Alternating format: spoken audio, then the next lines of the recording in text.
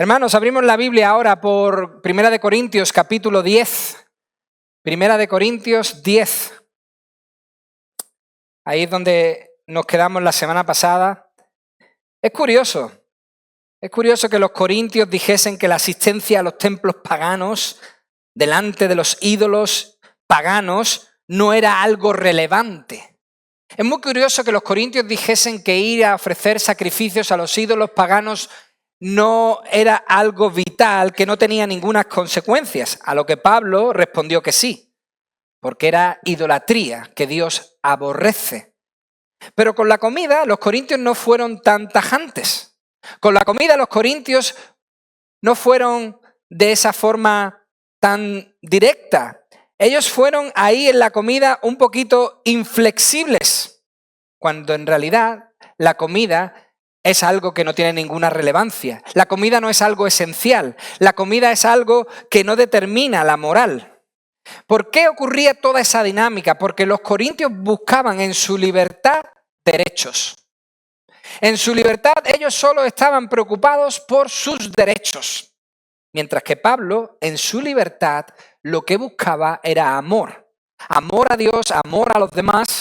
En su libertad, Pablo buscaba que la iglesia fuese edificada.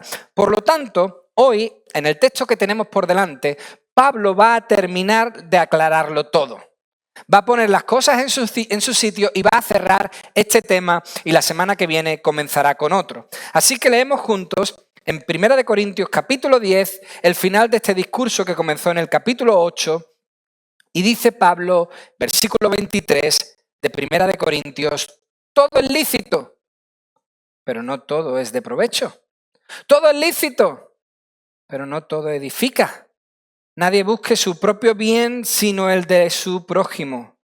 Comed de todo lo que se vende en la carnicería sin preguntar nada por motivos de conciencia, porque del Señor es la tierra y todo lo que en ella hay. Hermanos, pidamos la bendición del Señor sobre este texto tan interesante, sobre esta conclusión que espero que sea de bendición para todos nosotros. Vamos a orar. Nuestro buen Dios y Padre Celestial, estamos agradecidos por poder venir a tu casa, por tu invitación, un domingo más, a tu hijo, a tus hijos, a tu iglesia, para poder venir, reunirse y juntos, Señor, derramar nuestros corazones delante de ti. Ese es el motivo que nos trae. Y ahora queremos, Señor, seguir adorándote, poniendo todos nuestros sentidos en atención a tu palabra. Señor, esto que ocurre no es algo banal, no es sin importancia. Es algo espiritual, es algo divino. Tú hablas y queremos oírte con claridad. Prepara nuestros corazones, prepara nuestro ser para recibir lo que tú tienes para nosotros. Disponnos, Señor, a estar atentos a tu palabra, que la podamos entender. Interven con tu poder, con tu Espíritu Santo, quebranta nuestros corazones, nuestras vidas y ayúdanos a salir de aquí, Señor, transformados por tu poder. Te lo pido y te lo suplico en el nombre de Jesús. Amén. Todo es lícito, decían los corintios. O sea, tenemos derecho. Ese era su eslogan, esa era su frase, ese era su lema. Yo diría, esa era su excusa. Ahora en Cristo podemos hacer todo lo que queramos. Somos libres, todo es lícito. Hermanos, la lucha con la iglesia corintia se basaba en el tema de derechos y libertades.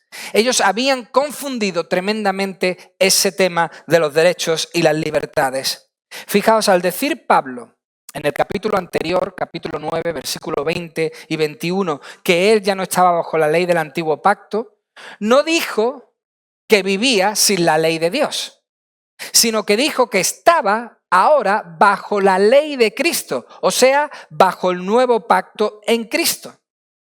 Y sí, estar bajo la ley de Cristo nos da ciertos derechos y privilegios que no teníamos cuando nosotros vivíamos bajo la ley de Moisés. Pero aún así, estando en la ley de Cristo, bajo la ley de Cristo, tenemos límites, existen límites. Por lo tanto, para los corintios no había licencia ahora en Cristo de hacer todo lo que quisieran, de hacer lo que les apeteciese. Sí, Jesús, hermanos, nos liberó de los rituales. esos de los que habla la ley. Sí, Jesús nos libró del peso, de la carga de la ley. Sí, es cierto, Jesús nos libró de muchas cosas, incluidas el morir apedreados por nuestros pecados. De todo eso nos libró el Señor, aunque la esencia de la ley sigue vigente. Lo principal de la ley sigue en vigor, sigue vigente. No cometerás adulterio, mis queridos hermanos, sigue siendo una orden a obedecer. Nada ha cambiado con respecto a eso. Sigue siendo un mandamiento para nosotros. Lo que ha cambiado principalmente, y esto es lo que debemos dar gracias al Señor, lo que ha cambiado principalmente son las consecuencias por ese pecado. Ya no morimos lapidados. Ya no pagamos las consecuencias por nuestro pecado. ¿Por qué? Porque alguien las pagó por nosotros. Cristo Jesús. Por eso, la ley que hoy los cristianos obedecemos es la ley como la interpretó Jesús. Y os digo una cosa, el Señor siempre la interpretó de una forma muy directa. Siempre interpretó el Señor la esencia, la intención de la ley. Jesús interpretó la ley como Dios realmente quiso decir la ley. O sea, Jesús puso el listón mucho más alto. Mucho más alto. Él no se relajó. La llegada de Jesús no hizo que la ley se relajase. Todo lo contrario, Jesús puso el listón mucho más arriba. Ellos entendían el adulterio de una forma. ¿Cómo? Estar con una mujer que no te pertenece. Y Jesús dijo, no es eso lo que dice la ley. Es mucho más. Yo os digo que si miráis y codiciáis a una mujer que no os pertenece, ya cometéis adulterio. Por lo tanto, Jesús no se relajó con la ley, Jesús la levantó mucho más arriba. No había licencia de hacer lo que uno quisiera, pero los corintios pensaron todo lo contrario. Al conocer a Cristo, ellos pensaron que el listón se había bajado por completo. El listón lo habían bajado abajo del todo. Por eso la respuesta de Pablo a su lema, a su eslogan, todo es lícito, es muy clara, clarísima. Versículo 23, no todo edifica. Vosotros decís, todo es lícito, puedo hacer lo que quiera. Y Pablo dice, no, porque no todo edifica. Si querían edificar a los nuevos creyentes, y esa era la intención de estos cristianos, edificar a los nuevos creyentes, se estaban equivocando. Abusando de la libertad en Cristo, se estaban equivocando. Hermanos, la libertad que tenemos no es para hacer lo que nosotros queramos. La libertad que Cristo nos ha concedido no es para vivir como los demonios, como dijo Pablo en los versículos finales del capítulo 10 que vimos la semana pasada, versículo 20 al 22. No podemos usar nuestra libertad para vivir de una manera sincretista. A veces Dios, a veces otra cosa y mezclamos todo. No, debemos vivir acorde a las enseñanzas del Señor Jesús para así poder disfrutar de los derechos que Él nos concede. Hermanos, en Cristo tenemos el derecho. Esto es un derecho. Tenemos el derecho de hacernos siervos. Ese es nuestro máximo derecho. En Cristo tenemos el derecho de hacernos siervos de todos. El derecho, yo lo llamaría privilegio, el derecho de beneficiar y edificar a los demás dentro del cuerpo y fuera del cuerpo. Ese es mi derecho como cristiano. Y os digo una cosa, el libertinaje que vivían los corintios no edifica a nadie. La persona que vive en libertinaje no edifica a nadie. El libertinaje no edifica ni a propios ni a extraños, a nadie. Por eso los versículos primeros que hemos leído, el 23 y el 24, son una buena exhortación, una orden a que en nuestra libertad pensemos más en el otro, pensemos más en el creyente, pensemos más en el hermano o la hermana, pensemos más en la persona que aún no ha creído, en la persona que aún no ha conocido en Cristo, que en uno mismo. Eso dice el versículo 23 y 24.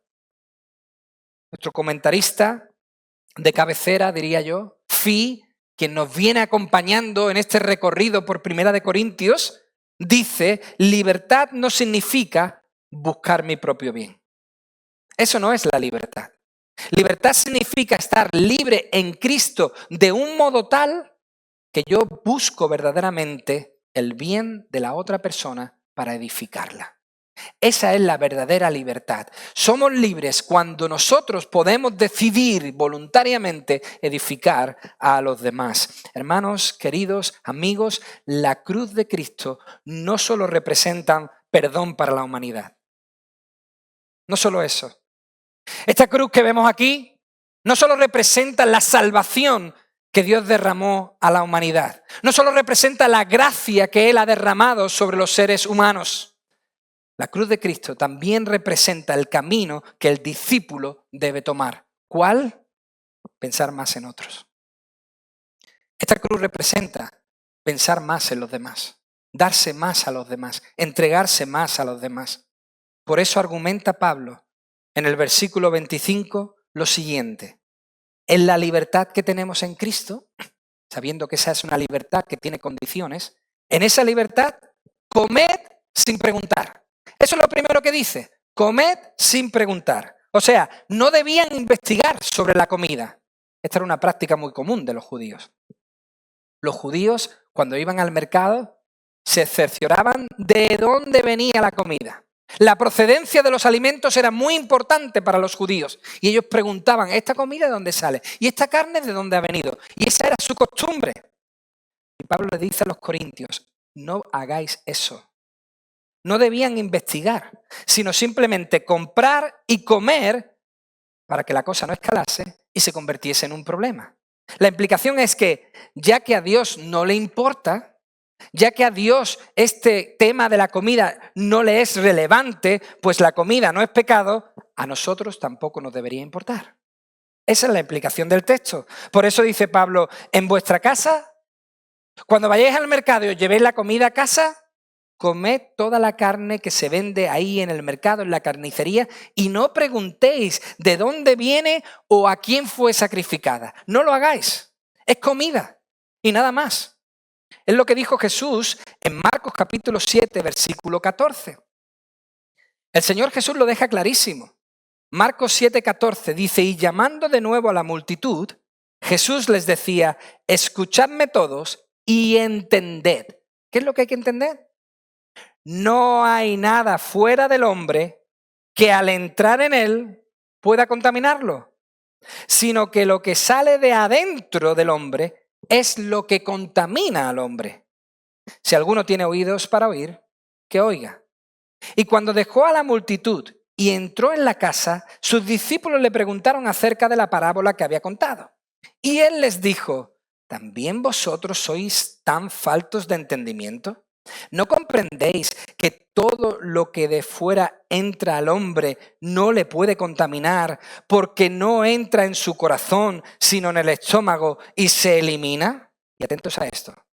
Declarando así limpios todos los alimentos. Mis queridos hermanos, la comida no es un enemigo de nuestras conciencias. Los alimentos no pueden dañar nuestras conciencias.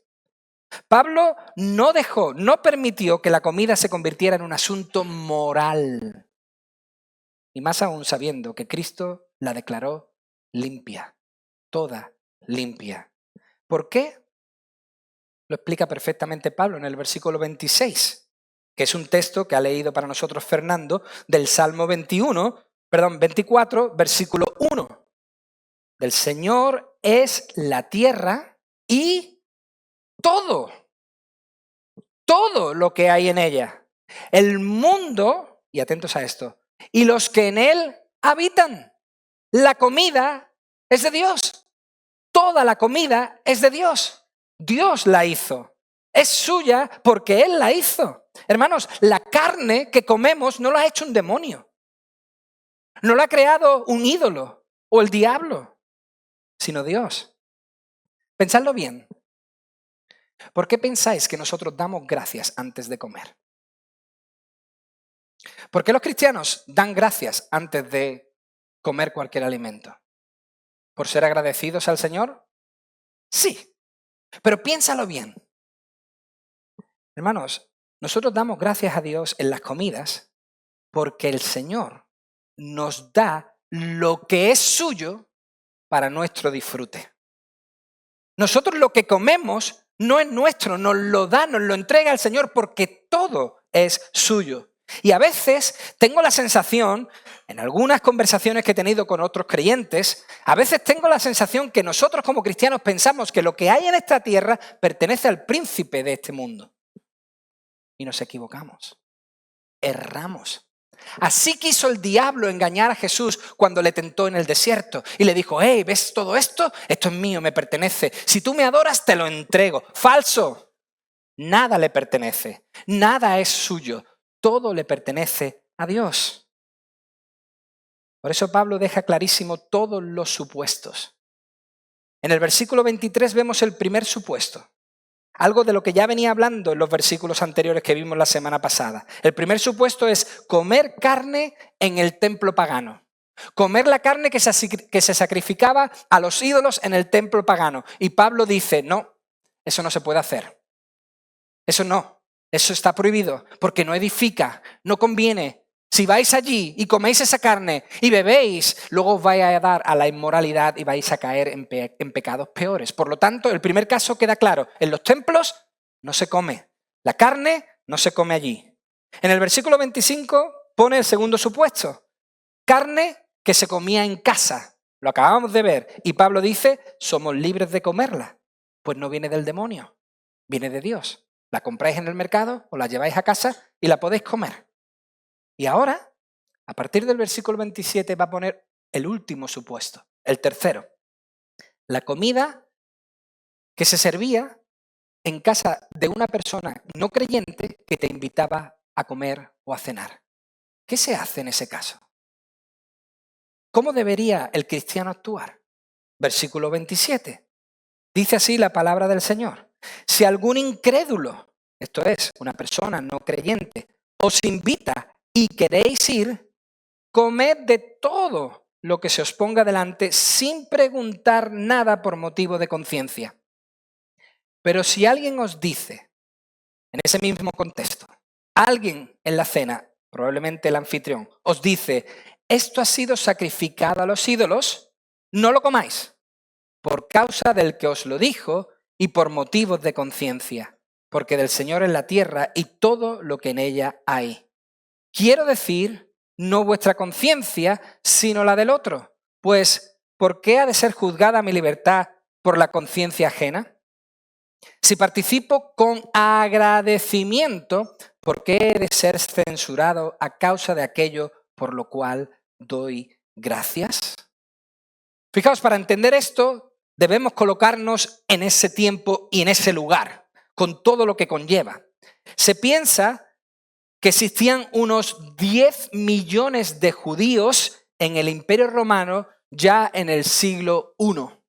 10 millones de judíos. Y vosotros sabéis cómo eran los judíos con los gentiles. Los judíos mantenían distancia con los gentiles.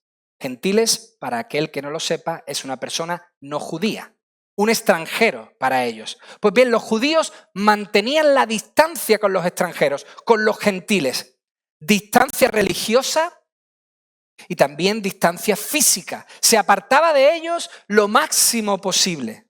De hecho, Pedro, judío, discípulo de Jesucristo, apóstol del Señor Jesucristo, dijo en casa de un gentil romano llamado Cornelio, a quien fue a predicar las buenas nuevas del Evangelio.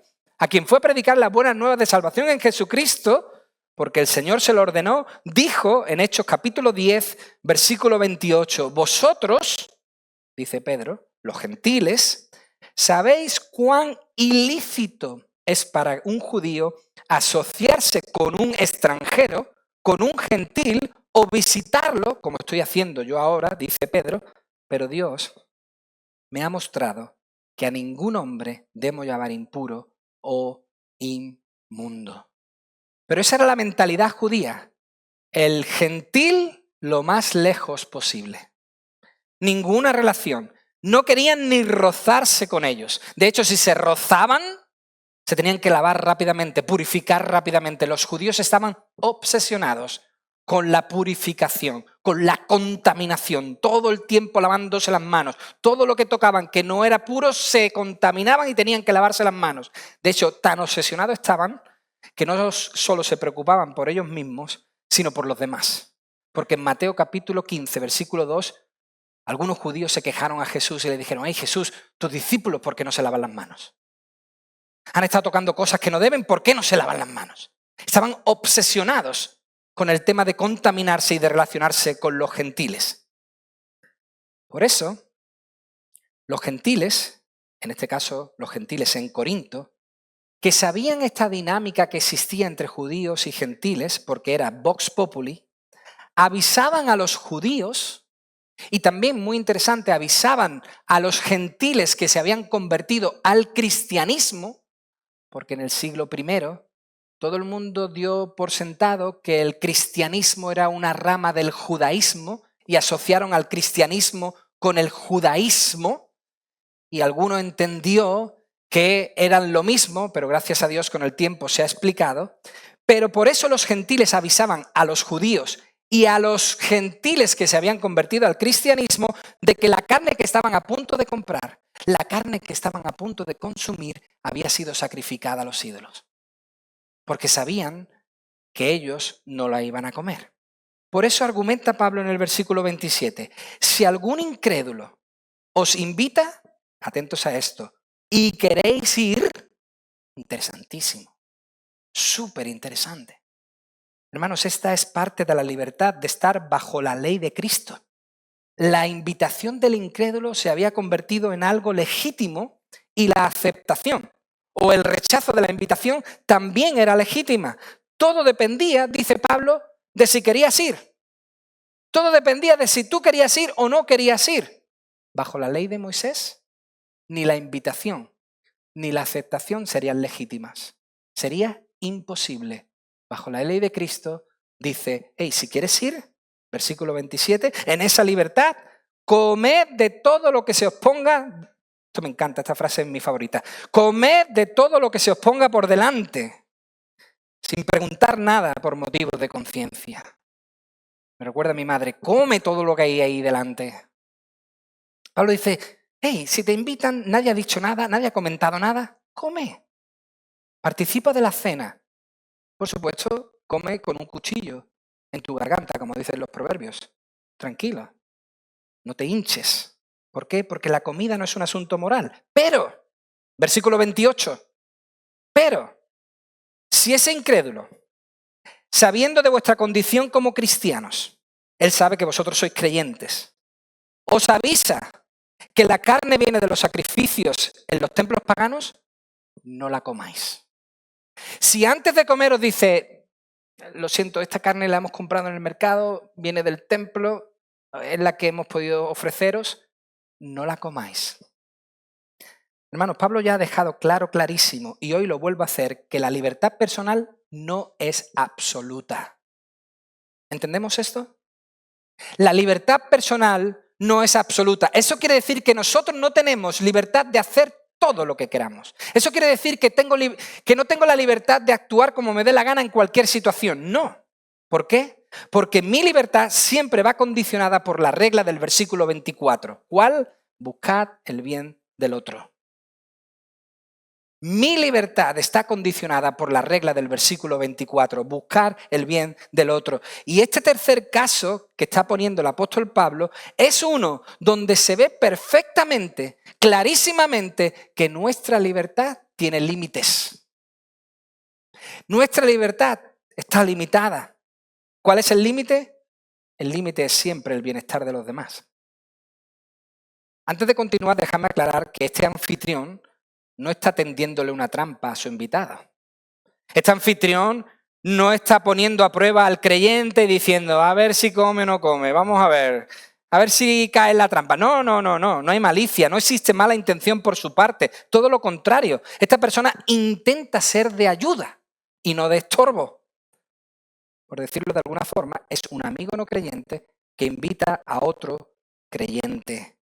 Pues bien, dicho todo esto, Poniendo todo esto sobre la mesa para que podamos entender mejor, la respuesta que Pablo aconseja es clarísima. Si alguien en el caso que os avise de que esa carne ha sido sacrificada a los ídolos, vuestra respuesta debe ser, no como. ¿Por qué? Versículo 28. No comas por quien os lo dijo. O sea, no comas por quien os avisó y por motivos de conciencia. ¿Cuál conciencia? Iván, si antes acaba de decir que la conciencia aquí en la mente del creyente no juega ningún papel. ¿A qué conciencia te refieres? ¿A la del creyente o a la del incrédulo? No hay ninguna duda, ¿verdad? Versículo 29. Pablo lo deja clarísimo. No vuestra conciencia. No la vuestra yo sé que está limpia. La vuestra no, la del otro. Para el cristiano, ya lo ha dejado claro Pablo, esto no es un problema de conciencia. La comida no es un problema de conciencia. La conciencia que está en juego es la del otro. La conciencia que está en peligro es la de la otra persona. Si él te avisa porque quiere hacerte un bien, sabiendo que eres cristiano y que para un cristiano comer de lo sacrificado a los ídolos es idolatría, si él te avisa y tú comes, él pensará inmediatamente que la idolatría no es mala, que la idolatría está bien, que a Dios se le puede mezclar con cualquier cosa y eso se llama sincretismo. El sincretismo está aprobado dentro del cristianismo, entonces comamos. Eso es lo que va a pensar. Si él te avisa, cuidado, está sacrificado a los ídolos, y tú dices, entonces la idolatría no pasa nada. No pasa nada por unirse a otros dioses. Pero si no comes, si de forma agradecida y gentil dices que no vas a comer, entonces esa persona al instante se verá bendecida. Al instante se verá tocada por el testimonio. Le estaremos haciendo un bien. Hermanos, estaremos abriendo una puerta enorme al Evangelio y al poder de Dios. Una puerta enorme para que la persona no creyente pueda recibir un precioso testimonio de que nosotros solo creemos en un Dios, en el único, en el verdadero. Pablo habló a los romanos acerca de lo mismo, pero en un contexto diferente, pero se puede aplicar perfectamente. Pablo le dijo a los romanos, en Romanos 14:13, dice, por consiguiente, ya no nos juzgamos o nos juzguemos los unos a los otros, sino más bien decid esto, no poner obstáculo o piedra de tropiezo al hermano. Esta es la regla. No pongáis obstáculo, tropiezo. Yo sé, dice Pablo, y estoy convencido en el Señor Jesús, de que nada es inmundo en sí mismo. Pero para el que estima que algo es inmundo, para él sí lo es. Porque si por causa de la comida tu hermano se entristece, ya no andas conforme al amor. Si tú estás comiendo algo que tu hermano prefiere no comer y tú en su cara te lo estás zampando y comiendo, estás hiriendo su conciencia, le estás haciendo daño y por lo tanto no te estás rigiendo por la regla del amor. Y dice Pablo clarísimamente, no destruyas con tu comida a aquel por quien Cristo murió. Por tanto, no permitas que se hable mal de lo que para vosotros es bueno, porque el reino de Dios no es comida ni bebida, sino justicia y paz y gozo en el Espíritu Santo. Porque el que de esta manera sirve a Cristo, atentos a esto, el que se deja guiar por la regla del amor, el que limita sus libertades por amor a los demás, ¿qué hace? Es aceptable a Dios y aprobado por los hombres. Así que procuremos lo que contribuye a la paz y a la edificación mutua. No destruyas, clarísimamente, no destruyas la obra de Dios por causa de la comida. En realidad, todas las cosas son limpias, pero son malas para el hombre que se escandaliza a otro al comer. Es mejor no comer carne, ni beber vino, ni hacer nada en que tu hermano tropiece. Clarísimo. Pero pienso yo, si esto es lo que nosotros debemos hacer con nuestros hermanos en Cristo, Si yo tengo que limitar mis libertades por amor a mis hermanos en Cristo, ¿qué libertades no debería yo usar para poder alcanzar a la persona que aún no ha creído? Si me esfuerzo para que mi hermano sea edificado, ¿cómo me debería yo esforzar para que otro sea alcanzado? Esa es la pregunta. Sí, tengo libertad. Yo lo entiendo. Entiendo qué es la comida, lo sé perfectamente. Pablo lo dice, Romanos 14:14. Nada es inmundo en sí mismo. De hecho, y quiero que lo pensemos bien, hermanos, la única obligación que tenemos con la comida, aparte de comer de una manera responsable, que no haya glotonería, gula, pero la única obligación que tú y yo como cristianos tenemos con la comida es darle gracias a Dios que la comparte con nosotros. Esa es la única obligación que tenemos con la comida, agradecerle a Dios, dice el versículo 30, con agradecimiento. Pero precisamente por eso, precisamente porque la comida es algo que carece de importancia, que no es relevante, que no es vital, podemos usar nuestra libertad para ceder en el caso que sea necesario por causa del Evangelio. Hermanos, en aquello que no es importante, que no es relevante, cedamos, tendamos la mano, empecemos a construir un puente. Si no es vital, si no es necesario, cedamos por amor al otro y por supuesto por amor a Jesucristo que nos trajo este glorioso evangelio. Por eso, por amor decido no usar mi libertad para así poder ser testimonio a los demás. Hermanos, ahí es donde acaba mi libertad. Cuando el bien del otro es la cuestión. Ahí termina mi libertad. Más aún, cuando la eternidad del otro está en juego, mi libertad debe acabarse. Dice Romanos 14:20, no destruyas la obra de Dios por causa de la comida. Se puede aplicar perfectamente a lo que Pablo le está diciendo a los corintios. Hey, no penséis que podéis vivir como queráis. Si estáis dañando a otros, no lo hagáis. Restringid vuestra libertad. Sí, tenéis derecho a comprarla en el mercado, llevarosla a casa, comérosla en casa, no pasa nada. Pero si a otro le afecta, no como, no bebo. Si voy a hacer daño al otro, mejor no lo hago. Y termina en lo más alto el discurso, Pablo, versículo 31. Entonces, conclusión, ya sea que comáis, que bebáis o que hagáis cualquier otra cosa, hacedlo todo para la gloria de Dios. No seáis motivo de tropiezo ni a judíos, ni a griegos, ni a la iglesia de Dios. Así como también yo procuro agradar a todos en todo, no buscando mi propio beneficio, sino el de muchos, para que sean salvos. Sed imitadores de mí, como también yo lo soy de Cristo. ¡Wow! Pablo termina, como he dicho, en la cima, en lo más alto.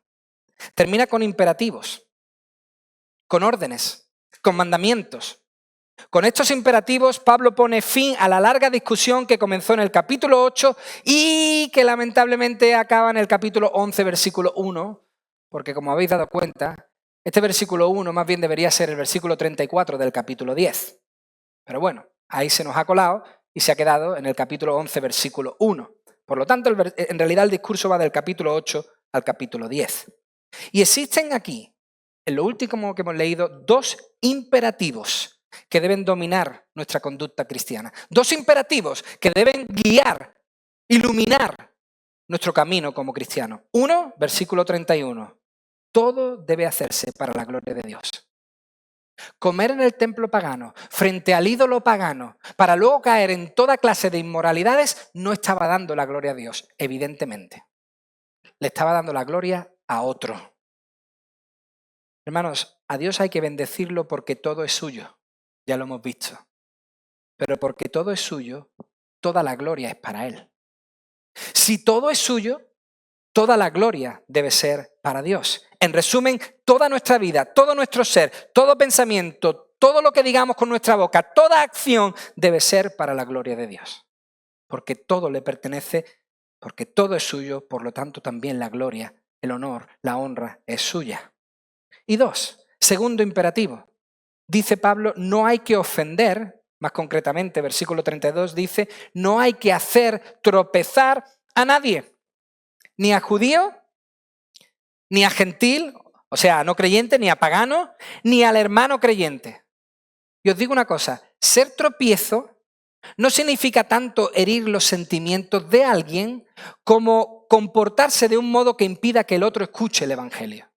A eso se está refiriendo Pablo. No tanto a herir los sentimientos, sino a impedir, a bloquear por completo la posibilidad de que otra persona pueda escuchar el evangelio. A eso se está refiriendo.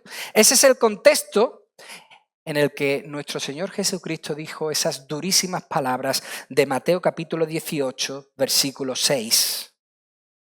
Al que haga tropezar a uno de estos pequeñitos que creen en mí, mejor le sería que le colgaran al cuello una piedra de molino de las que mueve un asno y que se ahogara en lo profundo del mar. Ay del mundo por sus piedras de tropiezo, porque es evidente, inviable, que vengan piedras de tropiezo, pero ay de aquel hombre por quien viene el tropiezo. ¿Por qué dijo Jesús todo esto? ¿Porque se estaba hiriendo los sentimientos de los nuevos creyentes? No. A ese respecto Jesús dijo, poned la otra mejilla. Si hieren vuestros sentimientos, si tu enemigo te quiere hacer daño, pon la otra mejilla. ¿A qué se está refiriendo entonces el Señor Jesús con estas graves advertencias? Se está refiriendo a aquellos que estaban bloqueando, impidiendo que otros que estaban comenzando a creer, creyesen. A otros que estaban impidiendo que llegasen a conocer a Jesucristo. Hermanos, nuestro comportamiento, nuestras libertades nunca deberían impedir que otros se acerquen a Jesucristo. Eso es un gravísimo error. Que por ser libres, nosotros dañemos el caminar o el conocer a Cristo por parte de otra persona. Sería un pecado horrible.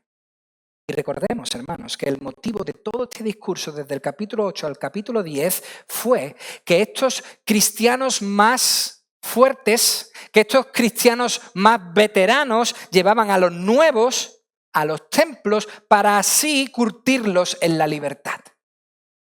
Esa fue la causa de todo este discurso. Y lo que hicieron no fue hacerles libres, sino esclavos. Lo que hicieron fue hacerles tropezar. De ahí el consejo de Pablo, haced como yo. Versículo 33. Qué presumido era Pablo, ¿verdad? Haced como yo. Yo lo hago perfectamente. Suena un poco así altivo, ¿no? Este Pablo. No, hermanos. Cuando terminemos de verlo, os daréis cuenta a qué se refiere Pablo. El apóstol Pablo dijo en 1 de Tesalonicenses 2, 4, yo no agrado a los hombres. Mi meta no es agradar a los hombres, sino a Dios que examina los corazones. Es verdad. Esa es la meta principal del apóstol Pablo. No buscaba agradar a los hombres. Lo principal que él buscaba era darle a Dios toda la gloria, la honra, agradar principalmente a Dios. No buscaba que los hombres fueran los primeros agradados con su actitud, pero tampoco ponía obstáculos. Jamás ponía Pablo un obstáculo cuando se trataba de que una persona pudiese llegar a la salvación del Señor Jesucristo.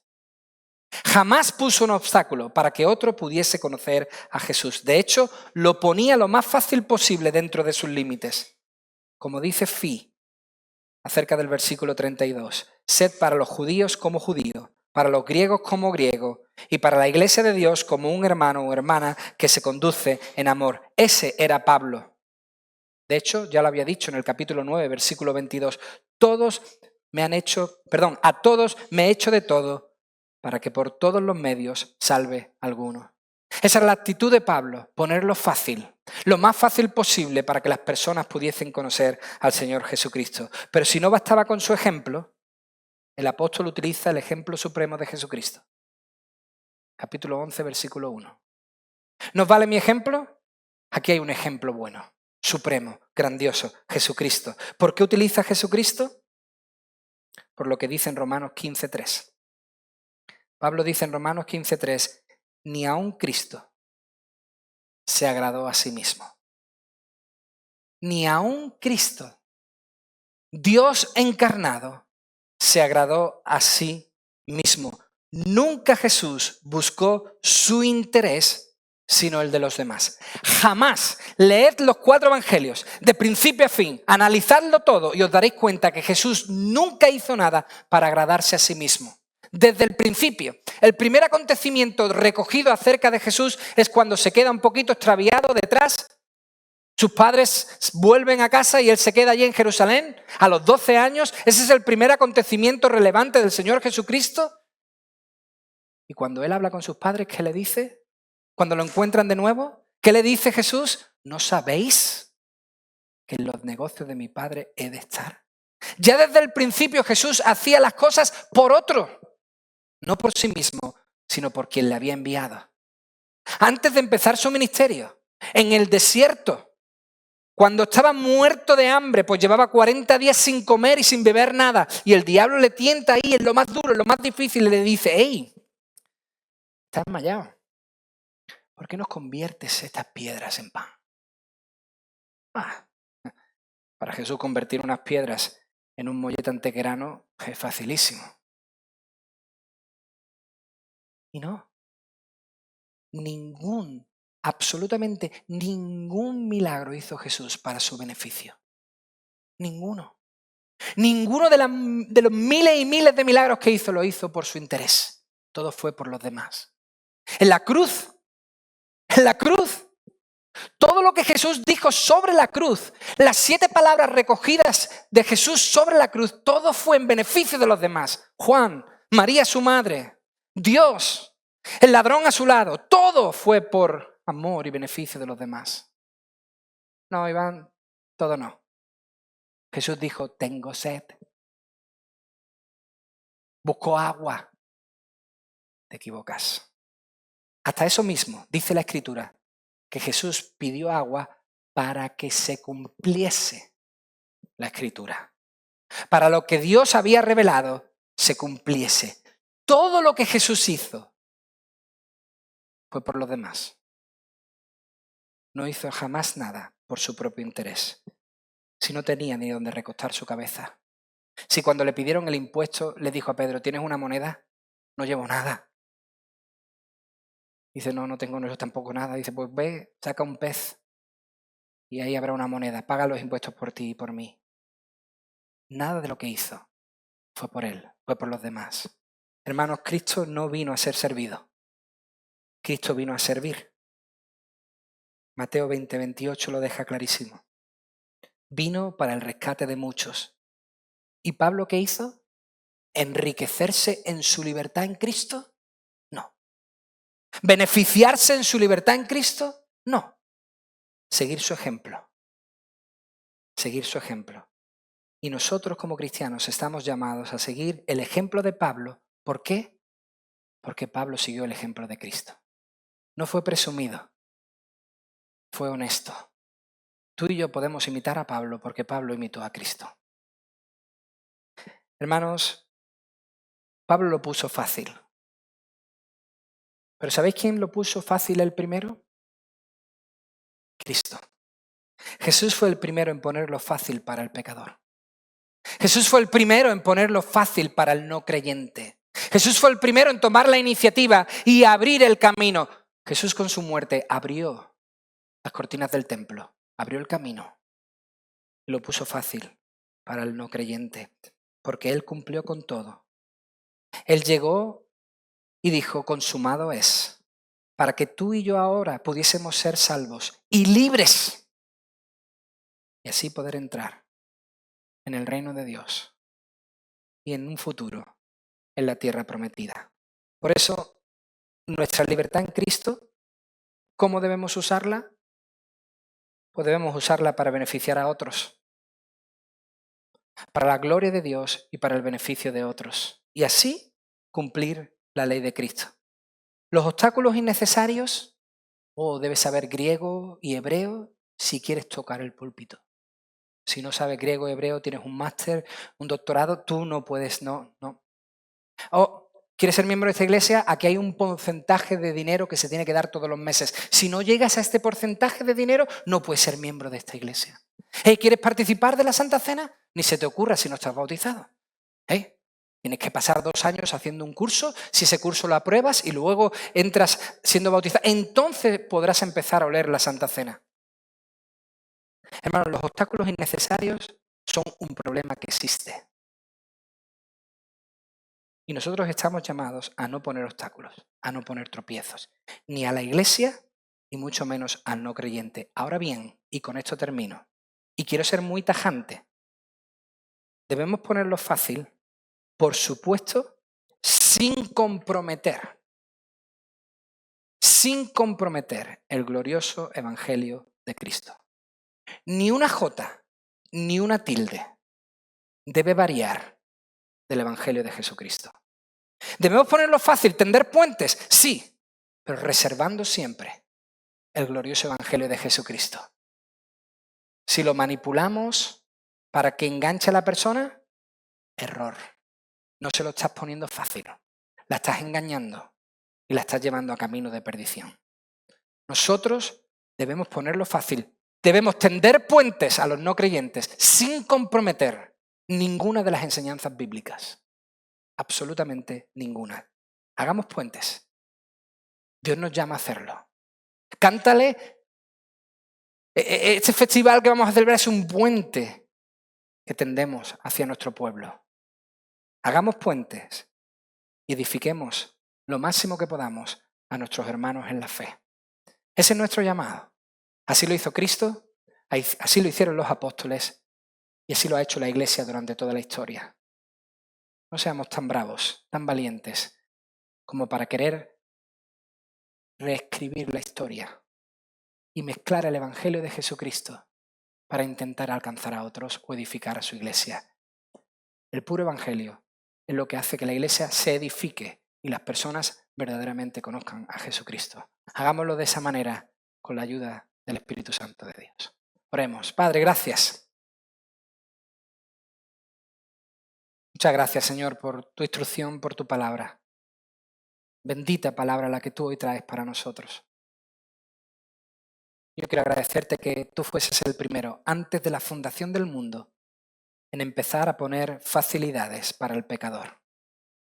Antes de la fundación del mundo, tú decidiste enviar a tu Hijo Jesucristo. Antes de la fundación del mundo, Jesucristo estuvo de acuerdo en venir y entregar su vida. Y antes de la fundación del mundo, el Espíritu Santo estuvo dispuesto a fortalecer al Hijo y tocar los corazones de los pecadores. Gracias, Señor. Porque antes de que dijeses hágase la luz, ya estabas poniéndolo fácil para el pecador. Señor, que podamos seguir tu ejemplo sin comprometer la verdad. Que podamos, Señor, ser lo más empático posible sin comprometer lo que tú dices en las Escrituras. Gracias por la libertad, Jesucristo, que tú nos has concedido. En esa libertad hoy alzamos nuestra voz, en esa libertad hoy cantamos, en esa libertad nos reunimos y te damos las gracias. Ayúdanos a no abusar de ella. Ayúdanos a usarla para el bien de tu reino, para tu gloria, para que otros puedan conocerte. En el nombre de Jesús. Amén.